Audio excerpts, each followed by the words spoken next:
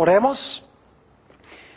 Nuestro Padre y nuestro Dios, te damos gracias por el gran privilegio que nos concedes de venir a este lugar y con libertad abrir tu santa palabra para escuchar tu voz. Pedimos, Padre, la conducción de tu Espíritu Santo. Danos claridad de pensamiento y danos corazones dispuestos para recibir la semilla de la verdad. Te damos gracias por escuchar nuestra oración, porque te lo pedimos en el nombre de Jesús. Amén.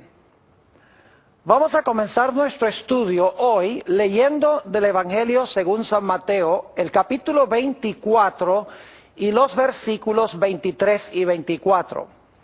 En este capítulo tenemos las señales de la segunda venida del Señor Jesucristo. Y quiero que noten específicamente una señal que vamos a estudiar en detalle esta noche. Dice allí en Mateo 24, 23, entonces, si alguno os dijere, mirad, aquí está el Cristo, o mirad, allí está, no lo creáis, porque se levantarán falsos cristos y falsos profetas, y harán grandes señales y prodigios, de tal manera que engañarán, si fuere posible, aún a los escogidos.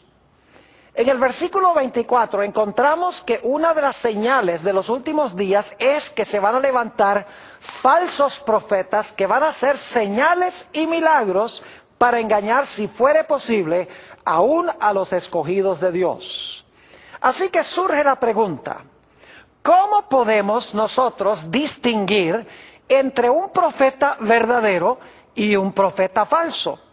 ¿Cómo podemos saber si un profeta es llamado de Dios o si un profeta habla de sí mismo o aún habla en nombre de Satanás? En nuestro tema de hoy vamos a estudiar algunas evidencias de un verdadero profeta. Es decir, cómo distinguir a un profeta falso de uno verdadero. Tengo aquí 10 características que quiero cubrir. No sé si alcancemos a estudiarlas todas, pero vamos a hacer lo posible por cubrirlas. La primera característica de un verdadero profeta se halla en el libro de Isaías, el capítulo 8 y el versículo 20.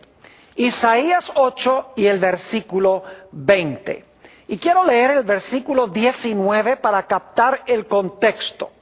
Dice en el versículo 19, y si os dijeren, preguntad a los encantadores y a los adivinos, que susurran hablando, responded, ¿no consultará el pueblo a su Dios? ¿Consultará a los muertos por los vivos? Y luego dice en el versículo 20, a la ley y al testimonio, si no dijeren conforme a esto, es porque no les ha amanecido. Es decir, un profeta para ser verdadero tiene que hablar en armonía con la ley y el testimonio. Ahora necesito explicarles el significado de la palabra ley y de la palabra testimonio. La palabra ley aquí se refiere a los escritos de Moisés, los 5 libros de Moisés. Mientras que la palabra testimonio se refiere a los escritos de los profetas, como por ejemplo Isaías, que está escribiendo aquí. Ya hemos estudiado que el testimonio de Jesucristo es el espíritu de profecía. Lo que está diciendo Isaías es que un profeta tiene que hablar en armonía con los escritos de Moisés y con los escritos proféticos que existían hasta ese momento. Claro, nosotros tenemos a otros profetas después de Isaías y tenemos también el Nuevo Testamento. Pero en los días de Isaías, él estaba diciendo que un profeta tiene que hablar en armonía con los escritos de Moisés y con los escritos de los profetas que habían profetizado hasta ese momento. Quiero que noten también conmigo Primera de Corintios, el capítulo 14 y los versículos 32 y 33. Primera de Corintios, el capítulo 14 y el versículo 32 y 33. Y vamos a leer nada más el 32 por ahorrar un poco de tiempo. Dice aquí en el versículo 32, y los espíritus de los profetas están sujetos a los profetas. Es decir, un profeta, para ser verdadero, tiene que hablar en armonía con lo que escribieron y enseñaron otros profetas. Eso es lo que quiere decir aquí: los espíritus de los profetas están sujetos a los profetas que escribieron anteriormente. Quiero leer un pasaje más que está relacionado con el pasaje con que comenzamos nuestro estudio de hoy. Deuteronomio, el capítulo 13 y los versículos 1 hasta el versículo 5. Mis queridos amigos, si un profeta se levanta hoy en día y hace señales y prodigios, pero enseña que no necesitamos guardar la santa ley de Dios o no debemos obedecer todo lo que se encuentra en la palabra de Dios, podemos estar seguros de que esa persona es un falso profeta.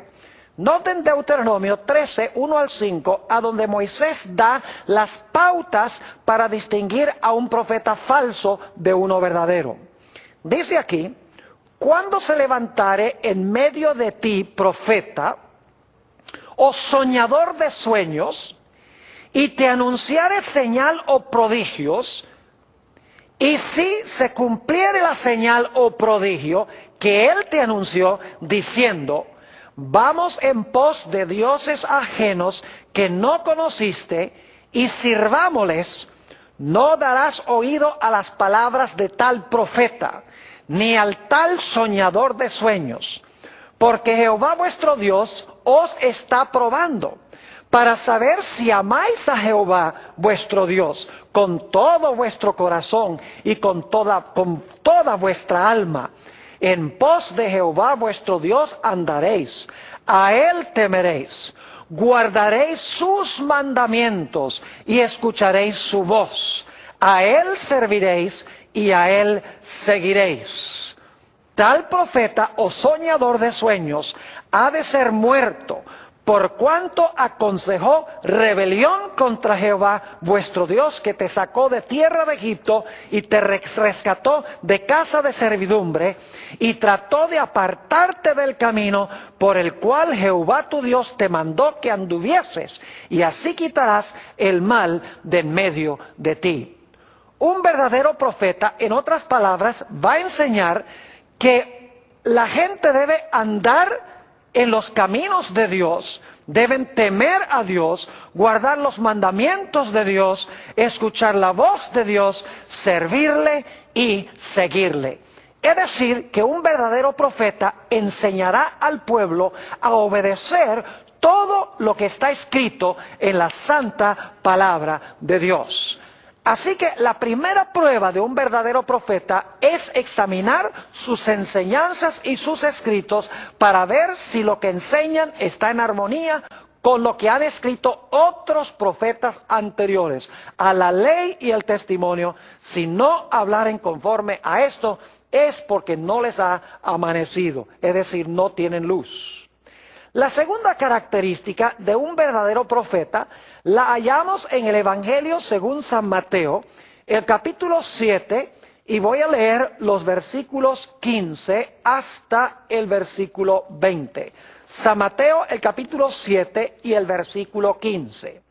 Dice allí: guardaos de los falsos profetas, que vienen a vosotros vestidos de ovejas, pero por dentro son lobos rapaces. Es decir, los falsos profetas vienen disfrazados como verdaderos profetas.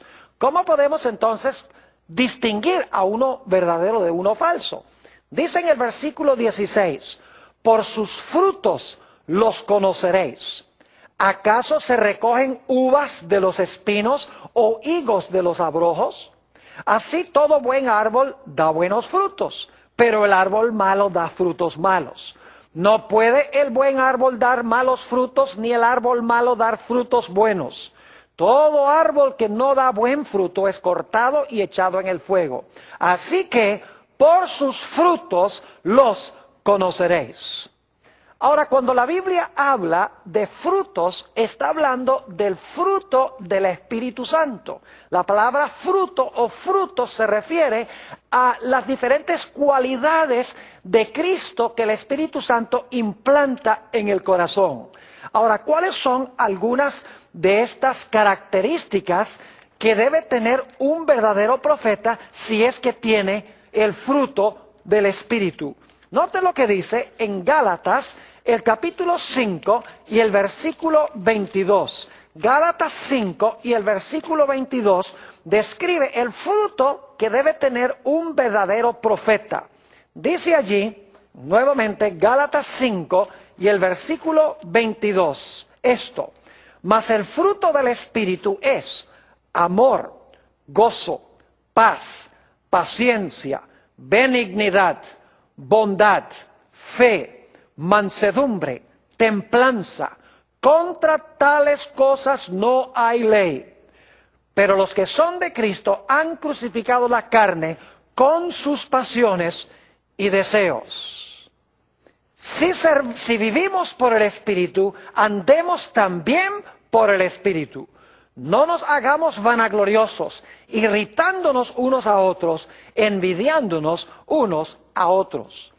Es decir, un verdadero profeta manifestará en su vida mansedumbre, templanza, gozo, paz, paciencia, amor, benignidad, bondad, fe y todas las cualidades hermosas que tenía Cristo cuando caminó sobre esta tierra. Noten también lo que dice en el Evangelio según San Juan, el capítulo 15 y el versículo 8, sobre el hecho de que los discípulos o seguidores de Jesús, especialmente los profetas, deben producir el fruto del Espíritu de Dios. Dice Jesús allí: en esto es glorificado mi Padre, en que llevéis mucho fruto y seáis así mis discípulos. La segunda característica entonces es que un verdadero profeta debe manifestar en su carácter el Espíritu de Cristo, todas estas cualidades hermosas del carácter de Jesús. Un profeta que no manifieste estas cualidades, podemos estar seguros de que no es un verdadero profeta, sino que es un falso profeta. Vamos a nuestra tercera característica que distingue a un profeta verdadero de un profeta falso. Vamos en nuestras Biblias a 1 de San Juan, el capítulo 4 y el versículo 1 al 3. 1 de San Juan, el capítulo 4 y el versículo 1 hasta el versículo 3. Dice allí, en el versículo 1, amados, no creáis a todo espíritu, sino probad los espíritus si son de Dios, porque muchos falsos profetas han salido por el mundo. Fíjense que debemos examinar cuidadosamente los espíritus para ver si son de Dios, porque hay muchos falsos profetas que han salido por el mundo. Ahora, ¿cómo podemos conocer cuál es el Espíritu de Dios? Versículo 2. En esto conoced el Espíritu de Dios. Todo espíritu que confiesa que Jesucristo ha venido en carne es de Dios. Y todo espíritu que no confiesa que Jesucristo ha venido en la carne no es de Dios. Y este es el espíritu del anticristo, el cual vosotros habéis oído que viene y que ahora ya está en el mundo. Un verdadero profeta entonces confesará que Jesucristo vino en carne. Y no solamente confesará que Jesús vino en carne, sino que confesará que Jesús, después de su resurrección y ahora en el cielo, aún conserva su naturaleza humana. Ahora quiero que notemos en nuestras Biblias el libro de Hebreos, el capítulo 2 y el versículo 14, sobre la naturaleza humana de Jesús cuando Él vino a esta tierra. Nuevamente, Hebreos 2 y el versículo 14. Así que, por cuanto los hijos, esos somos nosotros, participaron de carne y sangre, Él también participó de lo mismo. Fíjense que Jesús tenía carne y sangre, dice aquí, cuando se encarnó. Él también participó de lo mismo, para destruir por medio de la muerte al que tenía el imperio de la muerte, esto es, el diablo, y librar a todos los que por el temor de la muerte estaban durante toda la vida sujetos a servidumbre. Porque ciertamente no socorrió a ángeles, sino que socorrió a la descendencia de Abraham. Es decir, Jesús tenía que tomar la naturaleza humana porque Él no iba a ayudar a los ángeles, nos iba a ayudar a nosotros que somos humanos.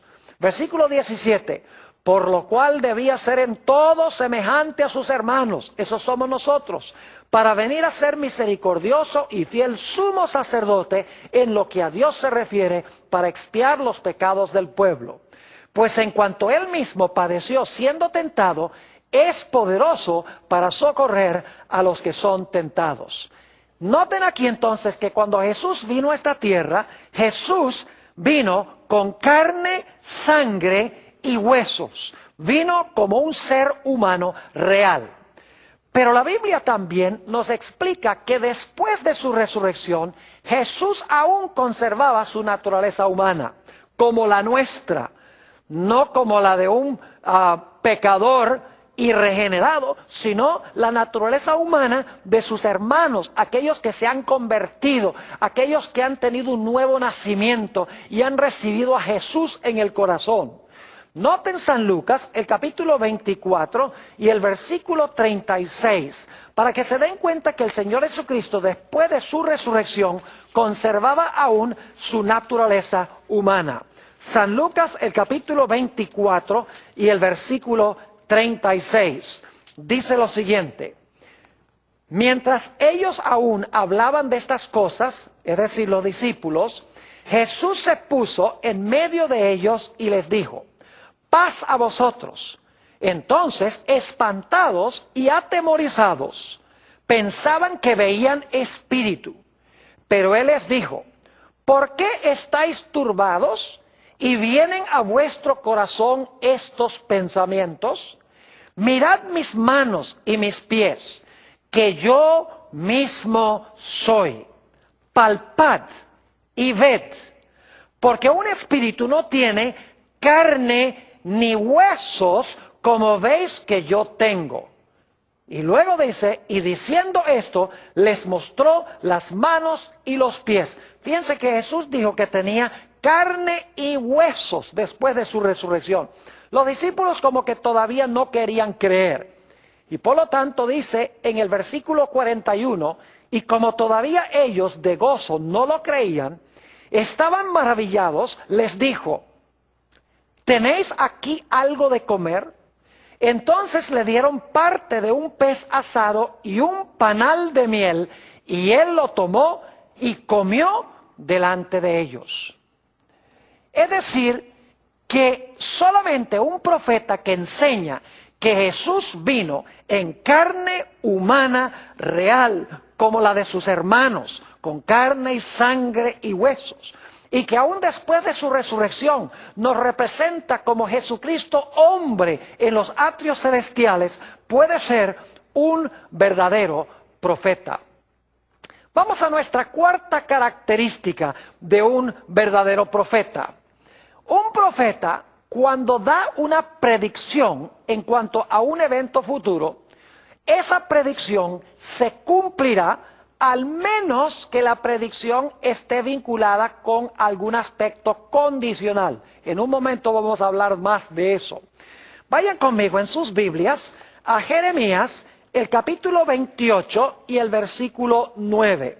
Jeremías, el capítulo 28 y el versículo 9 nos presenta esta característica. Dice aquí: el profeta que profetiza de paz, cuando se cumpla la palabra del profeta, será conocido como el profeta que Jehová en verdad envió. ¿Qué es lo que dice el texto? Que el profeta que profetiza paz y se cumple la palabra del profeta, entonces la gente puede saber que en verdad Jehová envió a ese profeta. Vayan conmigo también a Deuteronomio, el capítulo 18 y el versículo 22. Deuteronomio, el capítulo 18 y el versículo 22. Y vamos a leer el versículo 21 para captar el contexto. Dice allí lo siguiente: y si dijeres en tu corazón, ¿cómo conoceremos la palabra que Jehová no ha hablado? ¿Cómo podemos saber si un profeta cuando habla, Dios no lo envió para hablar en su nombre? Versículo 22. Si el profeta hablare en nombre de Jehová y no se cumpliere lo que dijo, ni aconteciere, es palabra que Jehová no ha hablado. Con presunción la habló el tal profeta, no tengas temor de él. Es decir, cuando un profeta se levanta y profetiza algo en nombre de Jehová, y lo que profetizó no se cumplió, podemos saber que es un falso profeta. Ahora, debemos reconocer que hay casos a donde Dios da profecías condicionales. Es decir, Él dice que algo va a ocurrir, pero Él pone una condición de que si la gente se arrepiente, entonces lo que Él anunció que iba a suceder no pasa. Tenemos un ejemplo clásico de esto en el libro de Jonás. Dios había dicho que Él iba a destruir la ciudad de Nínive en 40 días. Y la Biblia nos dice que Jonás proclamó este mensaje por todas las calles de la ciudad de Nínive. Después de 40 días, la Biblia nos dice que Dios se arrepintió de destruir la ciudad de Nínive y en lugar de destruirla, la salvó. Y claro, Jonás tenía miedo de que la gente pensara que él era un falso profeta. Pero encontramos que claramente Dios dice, miren, la razón por la cual yo cambié mi acción para con Nínive es porque como ellos cambiaron o ellos se arrepintieron, entonces yo también me arrepentí basado en el arrepentimiento de ellos y no les envié la destrucción anunciada. Es decir, la profecía era condicional. Si la gente cumplía con los requisitos, entonces lo que Dios había anunciado no se iba a realizar. Ahora, debo hacer una aclaración. Y es que hay falsos profetas que pueden predecir aparentemente ciertos eventos que van a ocurrir en el futuro. Por ejemplo, estudiamos en otra serie de temas que he presentado la experiencia de la pitonisa de Endor. Encontramos que el supuesto Samuel, que no era Samuel, sino un espíritu maligno que se disfrazó de Samuel, este supuesto Samuel anunció a través de esta pitonisa de Endor que el siguiente día Saúl, el rey, iba a morir en batalla y que iba a estar en el mismo lugar a donde había ido Samuel. Ahora, ¿cómo sabía la pitonisa de Endor, a través de este espíritu maligno, que Saúl iba a ser muerto el siguiente día? Sencillamente la Biblia nos dice que la razón es que Saúl había entregado su alma al diablo y el diablo podía hacer con él lo que él quería. Un espíritu maligno se había poseído de él y por lo tanto lo que Satanás estaba haciendo a través de este espíritu era decirle a la pitonisa, Saúl va a morir mañana. Lo que no le reveló Satanás es que él tenía planes de matar a Saúl en la batalla el siguiente día. Hay profetas hoy en día que parecen anunciar eventos y en realidad esos eventos suceden. Bueno, no necesariamente significa por eso que ese profeta es de Dios. Porque como les he mencionado, Satanás tiene mucha experiencia y él puede razonar de causa a efecto y puede aparentemente predecir el futuro. Por esa razón no podemos tomar esta característica sola.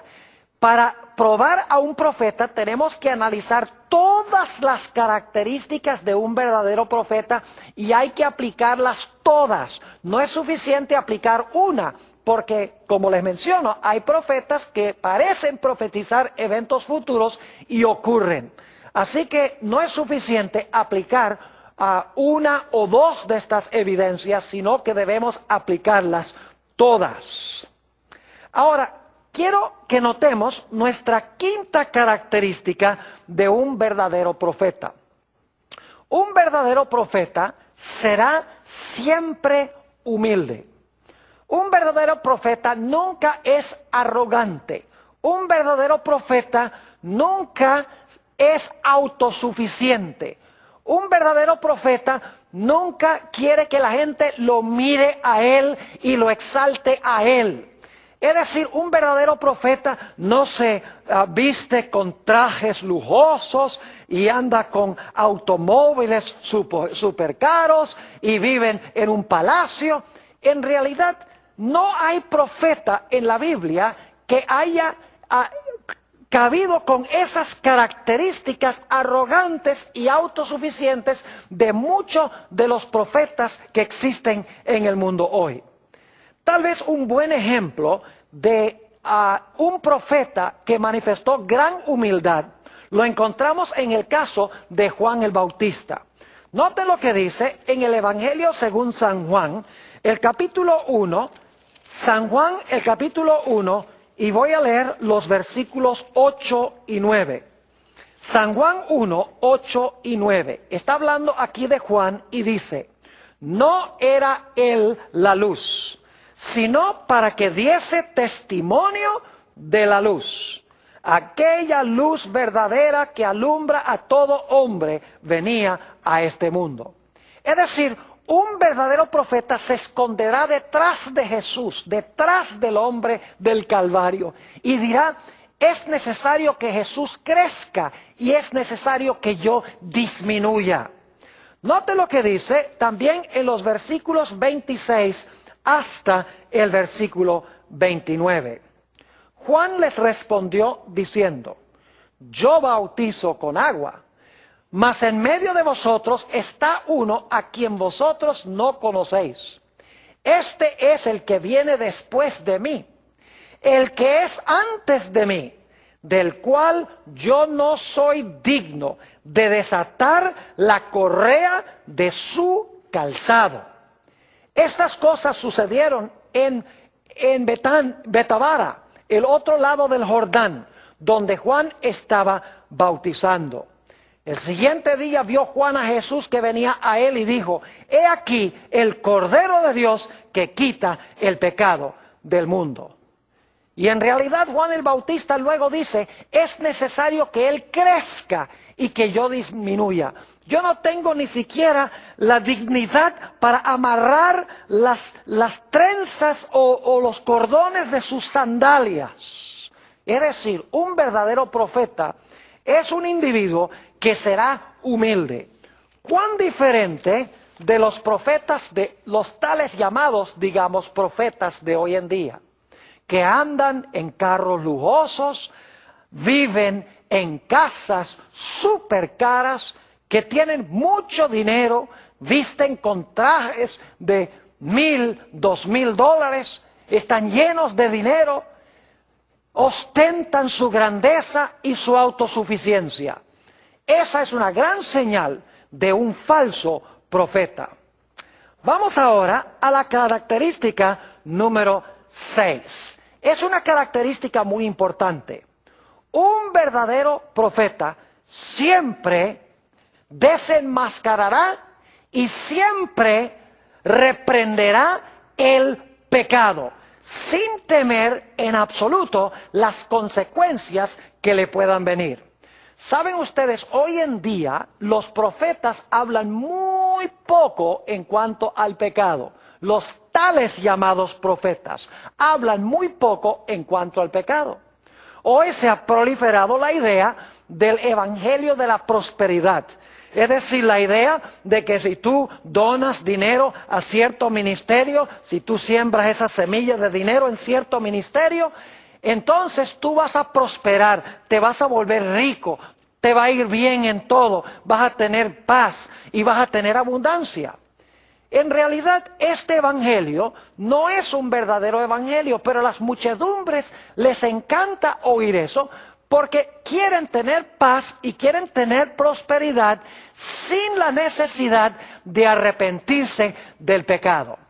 Pero en la Biblia, los verdaderos profetas siempre desenmascararon el pecado, siempre reprendieron directamente el pecado. Tenemos varios ejemplos en la Biblia de profetas que estuvieron dispuestos de morir por desenmascarar y reprender el pecado. Permítame mencionarles algunos de esos profetas que anunciaban la verdad cortante de Dios sin dar vueltas y sin temer las consecuencias. Tenemos, por ejemplo, el profeta Natán. Cuando David cometió su terrible pecado de adulterio y luego mandó a matar a Urías Eteo, Dios le dijo al profeta Natán: tú debes ir al rey y debes reprender al rey abiertamente por los pecados que ha cometido. Natán el profeta sabía que todo el poder estaba en las manos del rey. El rey podía dar un decreto para matarlo si él quería. Y sin embargo, sin temor y sin reservaciones, la Biblia nos dice que el profeta Natán fue a donde David y le dijo: David, tú eres aquel hombre. Reprendió su pecado y la Biblia nos dice que David, que fue impactado e impresionado por el Espíritu de Dios, se arrepintió y escribió el hermoso Salmo 51, que es el salmo de su penitencia. Podríamos pensar también de Elías, cuando fue ante Acab. Acab le dijo: oh, eres tú el que alborotas al pueblo de Israel. Y encontramos que Elías le dijo: no, yo no he alborotado al pueblo de Israel, sino que tú y la casa de tu padre han alborotado a Israel, abandonando los mandamientos de Dios y adorando a los Baales. Es decir, Elías no le tenía miedo al rey. Cuando había pecado, él cantaba el pecado por su nombre. Jeremías habló claramente ante varios reyes. Y como resultado, la Biblia nos dice que Jeremías fue a parar más que una vez al calabozo. Es decir, los profetas siempre viven en destierro, huyen al desierto. No son queridos, sino que son odiados, como veremos dentro de unos momentos. El profeta Isaías tuvo palabras de reprensión para el rey Acaz y también para Ezequías. Y la Biblia nos dice que en Hebreos el capítulo 11, que Isaías fue aserrado, es decir, fue colocado en un tronco y luego el tronco fue serruchado en dos. ¿Y qué diríamos de Juan el Bautista? Que compareció ante Herodes y le dijo: no es lícito que tú tengas la mujer de tu hermano. Es decir, reprendió la violación del séptimo mandamiento que estaba practicando el rey Herodes. Y todos sabemos que como resultado de su predicación clara y directa a Herodes, eso le costó literalmente a Juan el Bautista la cabeza. ¿Y qué diríamos de Juan el Apóstol, el que escribió el libro de Apocalipsis?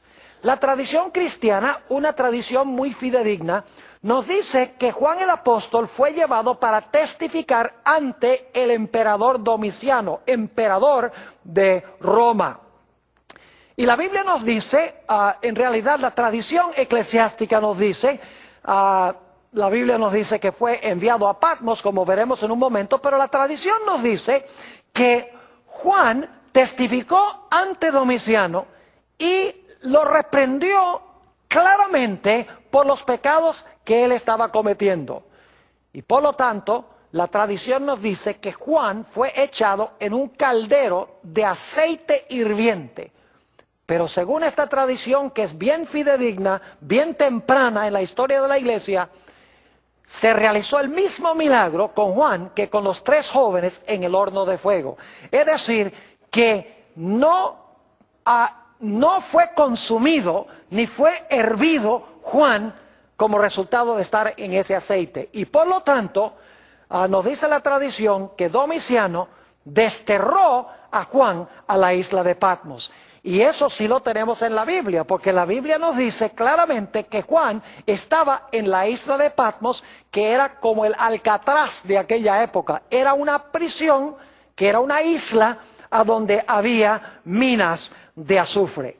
Es decir, que los verdaderos profetas presentan la verdad sin temer las consecuencias. Podríamos hablar de otros profetas como Daniel, etcétera, pero creo que tenemos suficiente evidencia hasta ahora de que los verdaderos profetas hablan la verdad de Dios, no hablan de prosperidad cuando Dios no ha declarado prosperidad. La característica número 7 que quiero tratar con ustedes es que muchas veces los profetas, cuando reciben visiones y sueños, experimentan ciertos fenómenos fisiológicos. Por ejemplo, a veces los profetas, cuando entran en visión, caen como muertos. Y nos dice en el libro de Daniel que Daniel, cuando estaba en visión, no respiraba. También en Apocalipsis 21, 9 y 10, al igual que en Apocalipsis el capítulo 17, nos dice que Juan y Daniel fueron llevados en visión a lugares lejanos, y es como si ellos estaban participando en esos eventos. En Apocalipsis 21, 9 y 10 nos dice la Biblia que Juan sintió que estaba siendo llevado a la Nueva Jerusalén, a ver la Nueva Jerusalén. En Apocalipsis 17 nos dice que Juan fue llevado a contemplar en el desierto a la gran ramera. Ahora sabemos que no eran transportados allí físicamente, pero en sus mentes eran transportados y era tan real que ellos pensaban que estaban allí.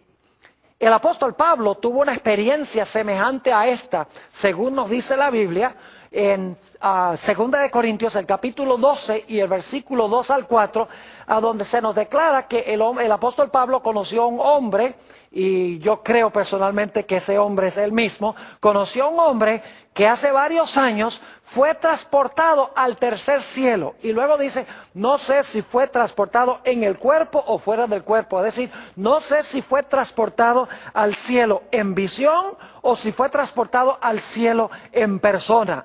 Dice, pero allá escuchó palabras que nadie puede repetir.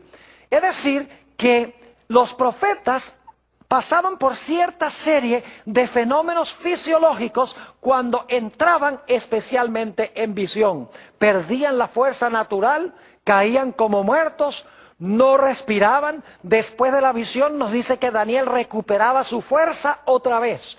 Es decir, que muchas veces los profetas, cuando entran en visión, pasan por estos fenómenos fisiológicos. Ahora vamos a nuestra característica número 8 de un verdadero profeta. En realidad, los verdaderos profetas son odiados y perseguidos por aquellos a quienes entregan el mensaje. El oficio profético es un oficio supremamente difícil. Según la Biblia, los profetas no buscaban esa función, no estudiaban para ser profetas, no se enorgullecían de ser profetas. Generalmente hablando, en la Biblia, los profetas preferían no ser profetas, trataban de zafarse del llamado. Por ejemplo, Moisés, cuando Dios lo llamó, Moisés dice, no, pero yo no sé hablar. Lo mismo sucedió con el profeta Jeremías. El profeta Jeremías dijo, no, yo no sé hablar. Es decir, los profetas sabían que les esperaba una tarea supremamente difícil y preferían no tener que cumplir la función de profeta. Muchas veces los profetas eran medio extraños y excéntricos. Raras veces los profetas eran populares. Es decir, yo no conozco ningún caso en la Biblia a donde un profeta haya sido querido por el pueblo. Porque el pueblo a quien era enviado el profeta siempre odiaba al profeta, porque el profeta decía las cosas exactamente como son. Es decir, como hemos hablado, el profeta no encaramelaba su mensaje, sino que el profeta reprendía el pecado y hablaba directamente. Los verdaderos profetas no buscaban fortuna, ni fama, ni dinero para ellos mismos. Es más, la mayoría de los profetas eran pobres y tenían poca educación. Y yo creo que una de las razones por las cuales Dios escogió profetas con poca educación es que la gente que tiene mucha educación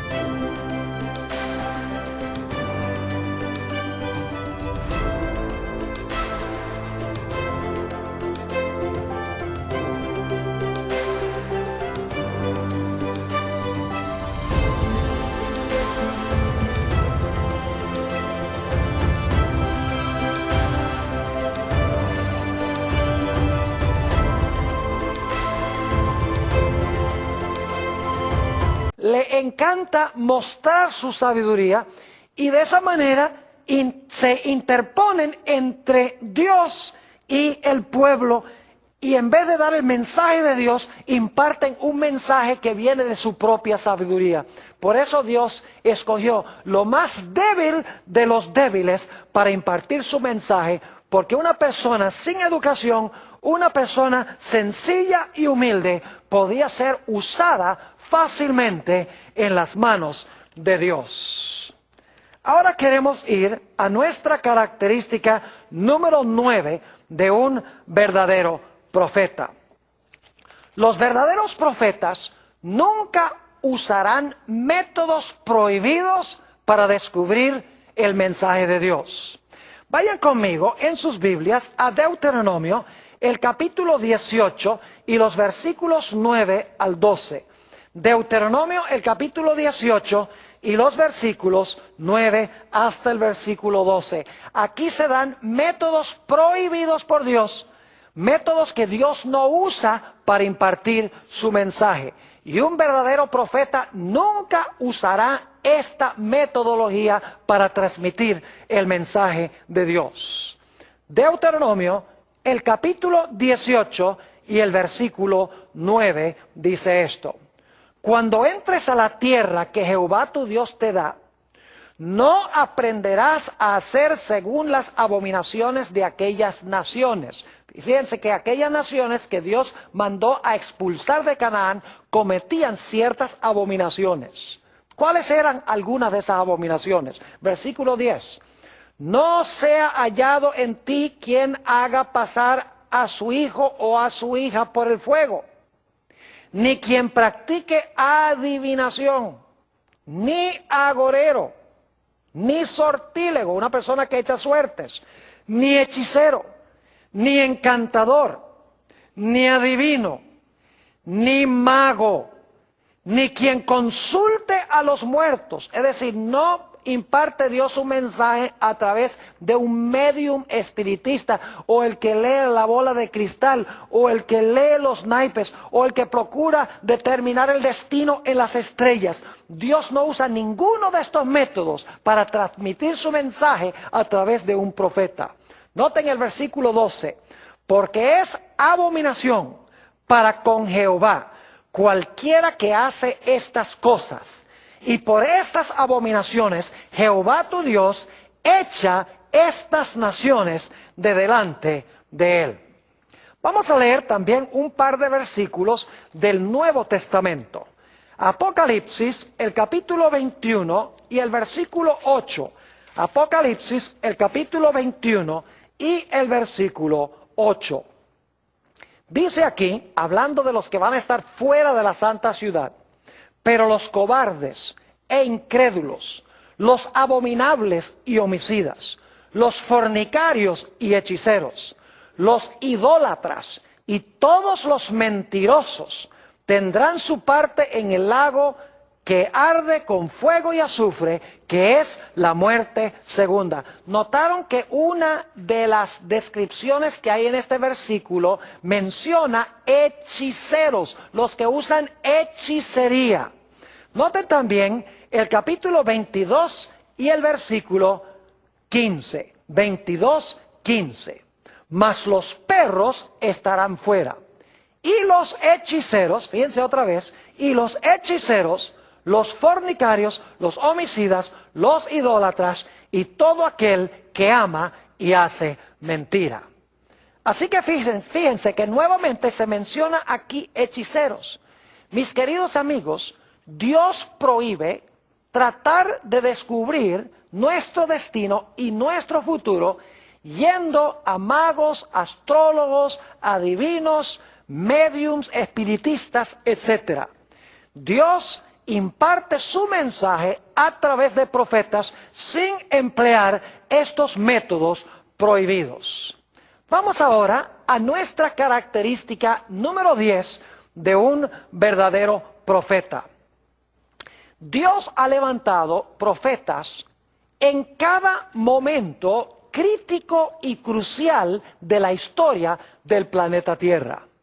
Podría mencionar las diferentes épocas cuando Dios levantó esta voz profética en medio de un momento vitalmente importante para la raza humana. Voy a mencionar esos momentos históricos crucialmente importantes. Por ejemplo, el primer profeta de la Biblia fue un hombre llamado Enoc. En Judas 14 y 15 nos dice que Enoc profetizó, era el séptimo desde Adán y profetizó. Es decir, Enoc fue profeta. La Biblia nos dice que caminó con Dios y Dios se lo llevó al cielo de entre los vivos.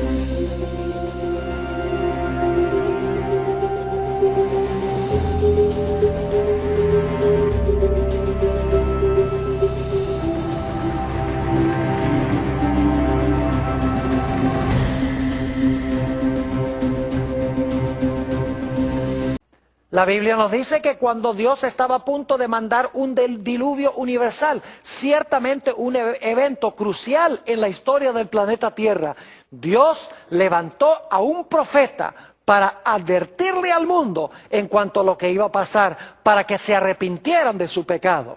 Ese profeta fue Noé. Cuando Dios iba a dar inicio a la nación judía, Dios llamó a otro profeta, el profeta Abraham. Y sí, la Biblia nos dice en Génesis 15 y el versículo 13 al 15 que Abraham fue un profeta. Es más, el Señor Jesucristo en San Juan 8:56 declaró que Abraham vio mi día y se gozó. Es decir, que Abraham, cuando Dios iba a establecer a la nación de Israel, levantó a un profeta. ¿Qué diríamos cuando Dios iba a librar a su pueblo de Egipto?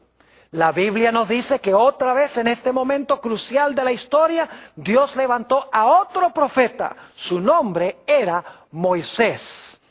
Y Dios a través de Moisés sacó al pueblo de Israel de Egipto y los llevó a la tierra de Canaán. En la época de los reyes, Dios levantó a otro profeta, a David, quien escribió muchas profecías, por ejemplo, en los Salmos. En el Salmo 16 hay una profecía mesiánica hermosa donde dice que el cuerpo del Mesías no iba a haber corrupción en el sepulcro. En el Salmo 22 hay otra profecía magnífica de David donde dice, Dios mío, ¿por qué me has desamparado? Solamente para mencionarles dos profecías que encontramos de David. Es decir, cuando comenzó la época de los reyes, Dios levantó a un profeta llamado David. ¿Y qué diríamos del momento cuando el pueblo de Israel iba a ser llevado cautivo a Babilonia? La Biblia nos dice que Dios levantó a Daniel y levantó también a Jeremías inmediatamente antes del cautiverio y a Daniel durante el cautiverio. Eventos muy importantes en la historia de Israel. Dios levantó a Daniel, Dios levantó a Jeremías en estos momentos críticos. Cuando se iba a reconstruir la ciudad de Jerusalén, cuando se iban a reconstruir los muros, la Biblia nos dice que Dios levantó a varios profetas. Levantó a Ageo, levantó a Zacarías, levantó a Zorobabel, levantó a Josué, el sumo sacerdote. Es decir, Dios levantó, cuando el pueblo iba a restablecerse, a una serie de profetas para ayudarles en su obra. Y cuando el Señor Jesucristo iba a venir a este mundo, Dios preparó el camino, levantando también a un profeta. Y todos conocemos a ese profeta como Juan el Bautista. Ahora yo pregunto, ¿creen ustedes que si estamos viviendo en los últimos días, que Dios cerca del final de la historia también va a levantar la voz profética? ¿O será que Dios al final de la historia no va a levantar ningún profeta? Mis queridos amigos, en cada momento crucial de la historia del planeta Tierra, Dios ha levantado un profeta para iluminar a su pueblo de Dios, a su pueblo, para mostrarles la verdad en cuanto a lo que iba a ocurrir. ¿Hemos de esperar que Dios haga menos que esto en los últimos días? La Iglesia Adventista cree que Dios ha levantado en estos últimos días un profeta dentro de la iglesia. En este momento está muerta, es una profetisa, se llama Elena G. de White. Ella escribió muchos libros sobre muchos diferentes temas. El propósito por el cual Dios la levantó es para preparar a un pueblo en todas las dimensiones para la segunda venida de Jesús. Ella habla de educación, ella habla de la obra médica, ella habla de finanzas, ella habla sobre profecías, eventos del fin. Habla de todas las dimensiones de la vida cristiana y cómo podemos nosotros complacer a Dios y preparar un carácter donde podamos decir, he aquí, este es nuestro Dios, le hemos esperado y Él nos salvará. Si ustedes quieren, pueden comunicarse con nosotros cuando vean esta presentación en la dirección que aparece al final de la presentación y nosotros les podemos instruir de cómo adquirir las maravillosas obras que escribió esta extraordinaria mujer. Ahora, algunas personas dicen, bueno, Pastor Bohr, pero el asunto es que Elena G. de White fue una mujer. ¿Acaso una mujer puede ser profeta según la Biblia? Claro que sí. Déjenme mencionarles los nombres de varias mujeres que fueron profetas de Dios.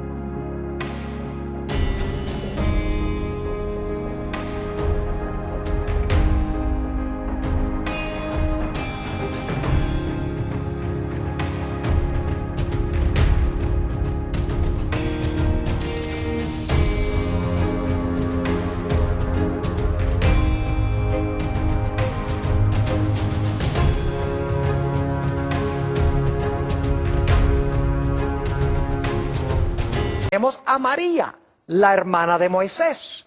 Tenemos a Débora, que fue profetisa y además de eso fue juez. Tenemos a Hulda, la profeta, que se levantó en los días del rey Josías para guiarlo en su gran reforma que trajo al pueblo de Israel. Tenemos otros profetas menos conocidos, como Ido, por ejemplo. Tenemos las 4 hermanas de Felipe. Tenemos a Ana también. Es decir, en la Biblia hay muchas mujeres que fueron profetisas usadas por Dios. Así que el hecho de que Elena G. de White haya sido una mujer no tiene ninguna trascendencia. Pero alguno dirá, Pastor Borg, ¿será que hubo profetas cuyos escritos no formaron parte de la Sagrada Escritura? Porque la señora White escribió muchos libros, pero ninguno de sus libros es parte de la Biblia. ¿Será que había otros profetas que hablaron en nombre del Señor y que sus libros o sus escritos no fueron incluidos en la Sagrada Escritura? Claro que sí. La Biblia menciona a varios de estos. Por ejemplo, Natán fue profeta, no hay ningún libro de la Biblia que tenga el nombre de Natán. Elías fue un gran profeta, no hay ningún libro en la Biblia que tenga el nombre de Elías. Eliseo fue un profeta muy importante, tampoco hay un libro en la Biblia que lleve el nombre de Eliseo. Tenemos también a Juan el Bautista, que Jesús dijo era el mayor de todos los profetas. Y sin embargo, no hay ningún libro en la Biblia que lleve el nombre de Juan el Bautista. Podríamos seguir mencionando a Abraham y otros cuyos nombres se mencionan en la Biblia, pero que nunca escribieron un libro que es parte del canon bíblico. Es decir, para que un profeta sea verdadero, no es necesario que haya escrito un libro que se encuentra en la Sagrada Escritura. Quiero concluir leyendo un versículo que encontramos en el libro de los Proverbios, el capítulo 29 y el versículo 18. Proverbios, el capítulo 29 y el versículo 18. Aquí dice lo siguiente: donde no hay visión, el pueblo se disipa. Donde no hay visión, el pueblo ¿qué? El pueblo se disipa. Y debo decirles que en la versión del 60 se traduce un poquito diferente, dice, sin profecía, el pueblo se desenfrena. En realidad la palabra hebrea significa se escurre, se desparrama, se desune. Es decir, donde no hay visión, el pueblo se desparrama o se desune. Pero luego dice en la última parte del versículo, mas el que guarda la ley es bienaventurado. Fíjense que la visión que Dios da al profeta tiene que ver con la obediencia a la santa ley de Dios. Porque dice, si no hay profecía, el pueblo se escurre o se desune. Pero luego dice, más, es decir, pero el que guarda la ley es bienaventurado. En el libro de Segunda de Crónicas, el capítulo 20, tenemos un texto con el cual yo quiero terminar nuestro estudio de hoy. Segunda de Crónicas, el capítulo 20, y quiero leer el versículo 20, nuestro último texto.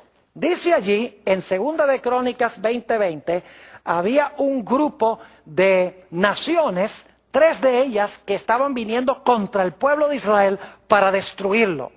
Y Dios le dio una palabra de ánimo al pueblo, y noten lo que Dios les dijo en el versículo 20. Y cuando se levantaron por la mañana, salieron al desierto de Tecoa. Y mientras ellos salían, Josafat, estando en pie, dijo, oídme Judá y moradores de Jerusalén, creed en Jehová vuestro Dios y estaréis seguros. Y ahora escuchen bien, creed a sus profetas y seréis prosperados. Fíjense que Dios dice, cree mis profetas y seréis prosperados. Mis queridos amigos, Dios nos ha dado pautas claras en su palabra para distinguir un profeta verdadero de un profeta falso. Porque Dios quiere levantar profetas en la iglesia que guíen al pueblo de Dios, que unan al pueblo de Dios, que desenmascaren el pecado para que el pueblo se arrepienta, para que forme un carácter en armonía con el carácter de Jesús, de tal manera que cuando Jesús venga, su pueblo estará listo y preparado. Así pasó con Juan el Bautista. Dios lo llamó para aparejar a un pueblo para la primera venida. Así Dios, en estos últimos días, también ha levantado un profeta en la iglesia remanente para preparar a un pueblo para la segunda venida del Señor Jesús.